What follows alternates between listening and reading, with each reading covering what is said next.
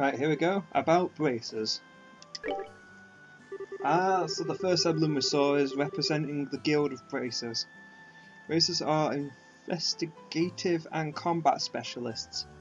Basically, we're detectives for hire, and we kill shit for hire too.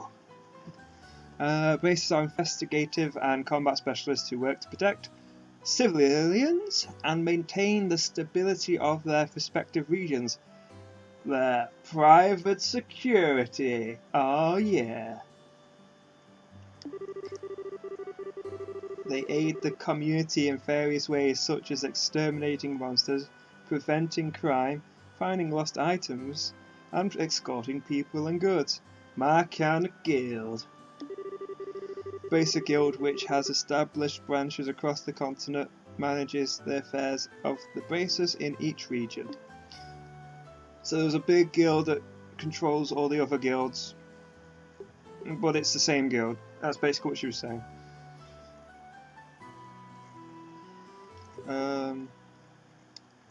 Could mean there's other guilds, but they have different purposes, which means they have a monopoly over this business.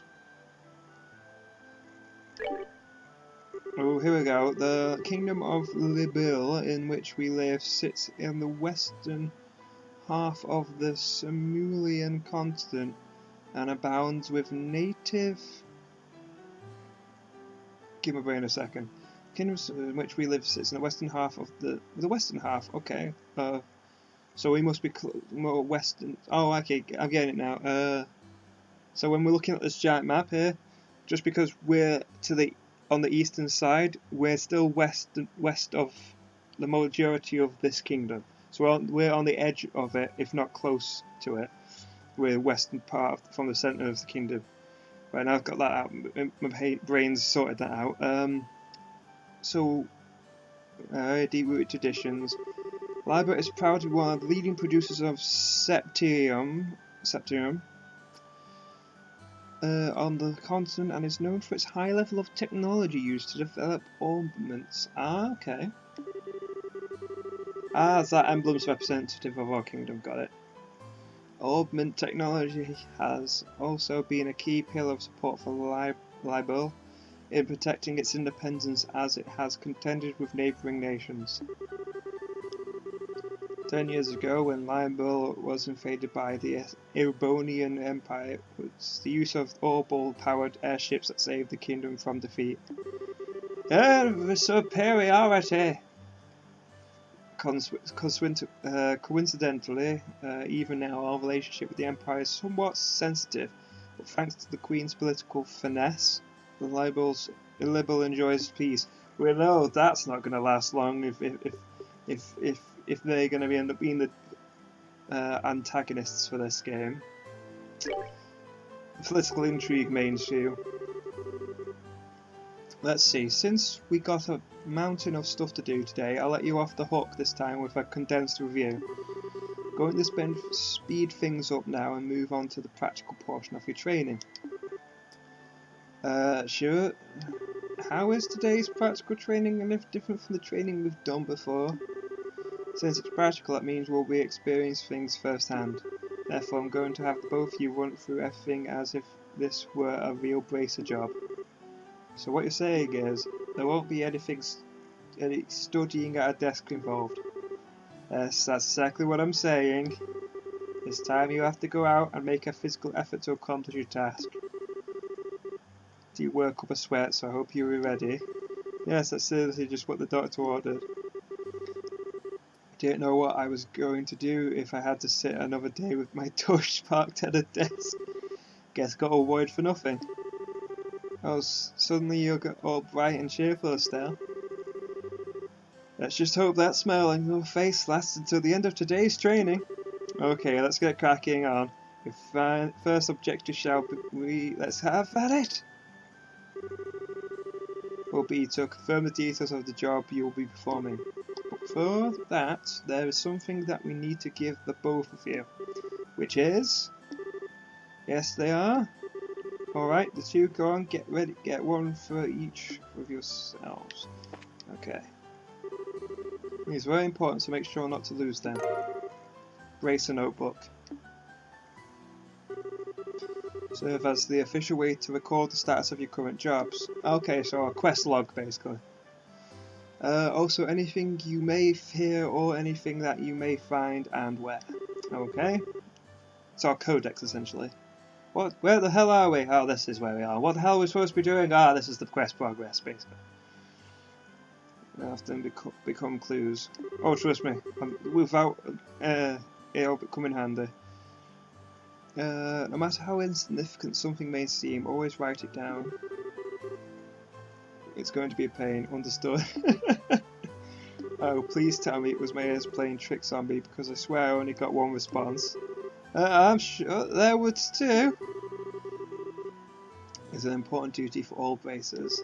So get with the program and stop trying to make this out to be more than it really is, Estelle. Okay, I got it. Make sure you do. Alright then, let's begin. Look over by the door, you can see that there's a bulletin board standing there. That's where we get quests, I assume. Go and check the job description posted there. When the bulletin board is approached, a neck mark will appear. Pressing the AOK button will job list, blah blah. Selecting the job names on the list, you can view their details. This is how we likely get side quests and main quests. Term long. This training will involve searching the sewers beneath Roland and bringing back the contents of a chest. Okay, so important board. Another important events will automatically record in the notebook. Gotcha. Right, got you. So we're going to a sewer for our first quest. Brilliant! We're getting killing rats out of the way straight away.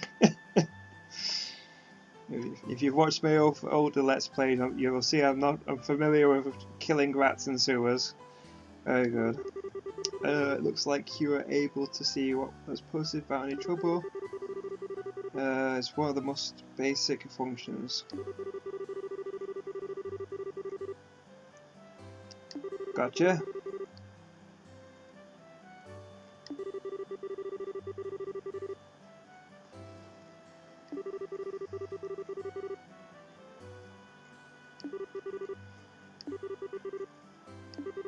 Okay. You betcha. Right, what will we doing this time? Let's be heading across the street to Mr. Melder's Opal factory and learning about how to use its devices. Yes, graciously taking time out of his work schedule to explain things, so make sure to be on your best behaviour. Okay. We learn how to use an Opal factory surfaces. Oh cool, so maybe we can make our own orbital devices and stuff to fight and stuff. In Opal Factory, you can modify your orbments and synthesize support quartz in order to use Opal arts.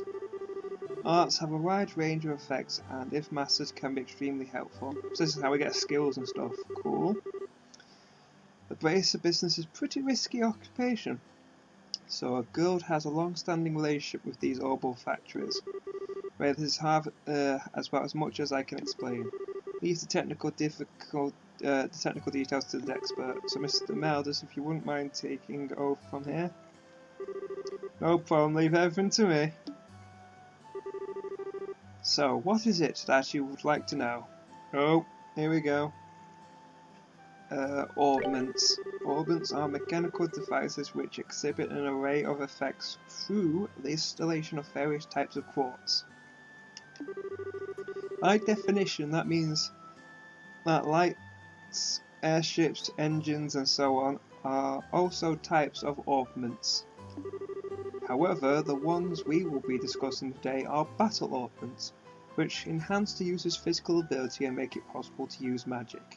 Magic is not inherent in this world. I like it. It is steampunky in a sense. It's like fantasy steampunk.